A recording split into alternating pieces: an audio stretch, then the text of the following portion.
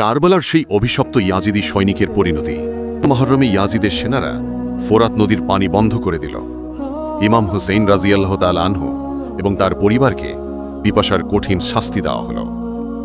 10ম মুহররমের দিন এক অহংকারী ইয়াজিদি ঘোড়ায় চড়ে ইমাম হুসেইনের সামনে এসে বলল, হে হুসেইন, দেখো এই ফোরাত নদী কেমন মজির মতো ছলছল করছে।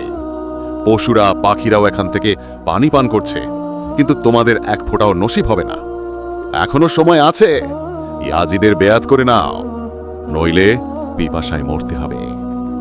এই কথা শুনতেই ইমাম হুসাইনের পবিত্র চোখে আগুনের মতো জ্বলাল ভরে উঠল। তিনি আকাশের দিকে তাকালেন এবং দোয়া করলেন। আর তারপর যে ঘটনাটি ঘটল তা কেউ ভাবতেও পারেনি। হঠাৎই সেই ইয়াজিদের ঘোড়া উন্মত্ত হয়ে তাকে নিচে ফেলে দিল। সে আতঙ্কে দৌড়াতে লাগল। নিচের ঘোড়ার পিছু পিছু পিপাসা তাকে পাগল করে তুলল। গলা শুকিয়ে কাঠ হয়ে গেল। সে কাঁদতে কাঁদতে চিৎকার করছিল, পানি, পানি, পানি। কিন্তু আল্লাহর সিদ্ধান্ত আলাদা ছিল। ফোরাত নদী তার সামনে, একদম সামনে, তবুও এক ফোঁটা পানি তার গলায় নামল না। অবশেষে সে সেই নদীর পাড়ে পিপাসায় ছটফট করে মৃত্যুবরণ করল। কারবালার এই ঘটনা প্রমাণ করে, যদি ইমাম হোসেন রাজিয়াল্লাহু তাআলা আনহু চাইতেন, পুরো ফোরাত নদী নিজেই তার দিকে ছুটে আসত।